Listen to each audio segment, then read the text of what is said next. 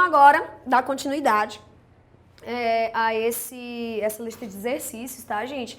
Aqui a gente eu trouxe uma questão para vocês sobre a resolução da crise de 29.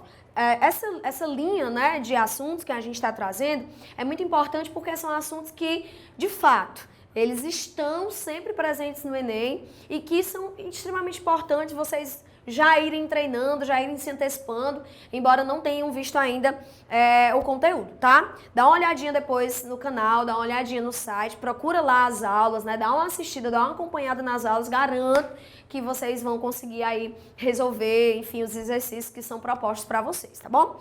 Olha só, para situar vocês. Nos Estados Unidos, no século XIX, né, com a consolidação da independência norte-americana, né, em 1776, o século XIX para os Estados Unidos, né, a partir dos anos, né, de 1800, os Estados Unidos eles vão consolidar o sistema capitalista, a marcha para o oeste, a doutrina Monroe, né, América para os americanos, a doutrina do destino manifesto, até culminar na Guerra Civil Norte-Americana, né, a famosa Guerra de Secessão, em 1861 a 1865, quando o país ele se divide praticamente, né, o norte e sul entram em guerra, e aí, quando a guerra acaba, o país ele consegue, na verdade, o norte ele vence a guerra e ele consegue manter a unidade territorial, a unidade fiscal, a unidade, enfim, política norte-americana. A partir da Guerra de Secessão, os Estados Unidos eles mergulham em um desenvolvimento industrial implacável. E aí, após a Primeira Guerra Mundial, os Estados Unidos ele consolida a sua posição como uma potência mundial. Na década de 20, a história dos Estados Unidos, a história política e econômica dos Estados Unidos vai ser marcada por um intenso liberalismo. Lembra quando a gente falou sobre liberalismo político, liberalismo econômico, né? Aquela questão da livre concorrência, da não intervenção do Estado na economia. O Estado ele tem que ser apenas um garantidor do bem-estar social, deixa a economia se moldar por si só, né? Essas são as palavras de ordem do liberalismo. Então, a década de 20 nos Estados Unidos, ela foi presidida e ela foi também conduzida, né, enquanto política econômica, por essas ideias do liberalismo. E isso, né, uma das consequências desse liberalismo exacerbado que os Estados Unidos experimentam na década de 20, vai ser a famosa crise de 29, a quebra da Bolsa de Valores norte-americana, né, em outubro de 1929, os Estados Unidos, a economia norte-americana quebra e como já era uma economia global, isso atinge o mundo inteiro, né? Isso atinge diversas regiões, enfim, diversos países. A gente vai ter, na época, a famosa Grande Depressão, que vai ser a degustação da crise de 29 pelos países europeus, pelos próprios países aqui na América também. Então, a crise de 29, ela vai ser um estrangulamento da economia norte-americana que vai abalar o mundo inteiro e criar a famosa Grande Depressão, tá? Os Estados Unidos, ele precisava reagir, ele precisava organizar de novo a economia para que essa crise ela fosse contornada. E a gente vai ter o início desse contorno, vai ser com a eleição de um cara chamado de Franklin Delano Roosevelt. O Roosevelt, ele vai ser o presidente norte-americano eleito e o governo dele vai ter uma missão impossível, né, na época, que era justamente contornar aquele cenário caótico onde centenas e centenas de instituições financeiras entram em falência nos Estados Unidos, onde o desemprego, taxa de desemprego estava altíssima, inflação, desvalorização da economia, uma intensa desigualdade social, problemas, enfim, estruturais que o país vivia, não só nos Estados Unidos, mas vários outros países do mundo, tá? E aí, uma forma de tentar conduzir, né, um regresso ou tentar conduzir um conserto, né, para a economia norte-americana foi um plano chamado de New Deal. O New Deal ele foi proposto, né, pelas ideias de John Maynard Keynes, né, as ideias keynesianistas, que foram ideias que traziam justamente o contrário do liberalismo, né? Uma intervenção estatal. O Estado ele precisava intervir na economia para poder consertar, para poder contornar, na verdade, os estragos causados por esse liberalismo exacerbado, tá? Então, vamos aqui para o texto.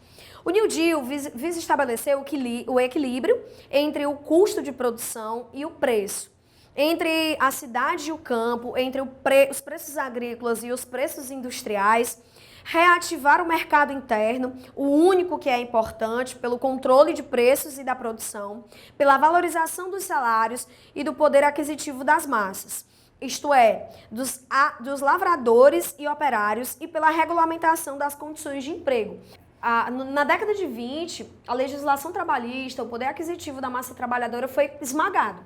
E aí, era necessário que esse New Deal atuasse principalmente aí, né, na criação de emprego, na valorização salarial, na questão quando ele coloca da legislação trabalhista, né, a valorização, né, a regulamentação ou o aprimoramento dessa regulamentação, né, da relação entre trabalhador e patrão. Então, o New Deal ele tenta criar aí uma série de medidas para contornar a crise econômica norte-americana e consegue, viu? No final da década de 30, os Estados Unidos ele já tinha praticamente voltado, né, aos seus níveis, né, de produção, de consumo, de exportação da década de 20, tá? Então vamos para o enunciado. Tendo como referência os condicionantes históricos entre guerras, esse período, né, entre a Primeira e a Segunda Guerra Mundial, as medidas governamentais descritas objetivavam. Que medidas governamentais foram essas? O New Deal, como explicou lá no texto, né, a criação de trabalho, a questão também da legislação trabalhista, de valorizar o trabalho, de fazer com que as pessoas voltassem a poder consumir, poder comprar o que elas próprias produziam, certo?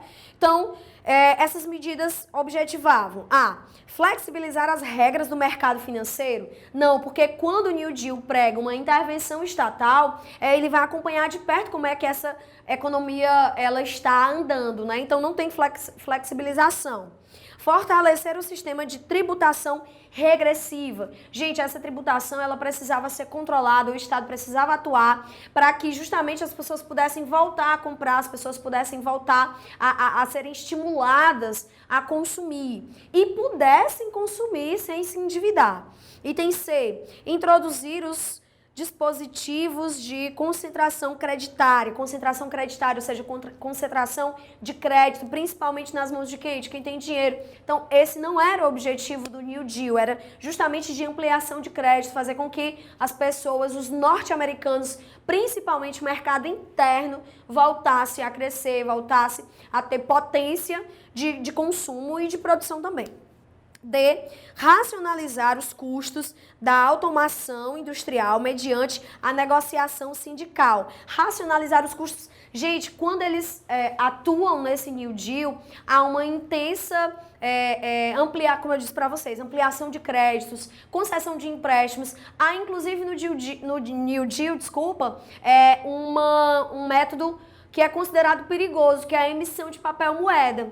Os norte-americanos, nesse plano New Deal, eles fazem a emissão de papel moeda, que se não controlado, né, vai fazer com que a economia seja estrangulada e a inflação chegue a nível estratosférico. Mas como? Essa emissão monetária, né, essa emissão de papel moeda no New Deal, ela era acompanhada pelo governo, o governo era interventor, o governo era forte, né, o Estado tinha medidas intervencionistas, então eles conseguem ali regular essa emissão de papel moeda para poder, de fato, conceder empréstimos, né? Obras públicas também eram criadas para gerar emprego na construção civil, ok? Item D, já fomos, né? Item D, racionalizar, então,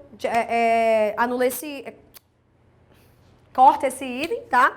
E o item E, recompor os mecanismos de acumulação econômica por meio da intervenção estatal. O New Deal foi tudo isso aqui. O New Deal foi intervenção estatal, o New Deal foi regulamentação da economia, foi uma forma de o próprio Estado regular, intervir para que a economia voltasse a se equilibrasse e voltasse a crescer, ok? Então, o gabarito da questão é o item E, beleza?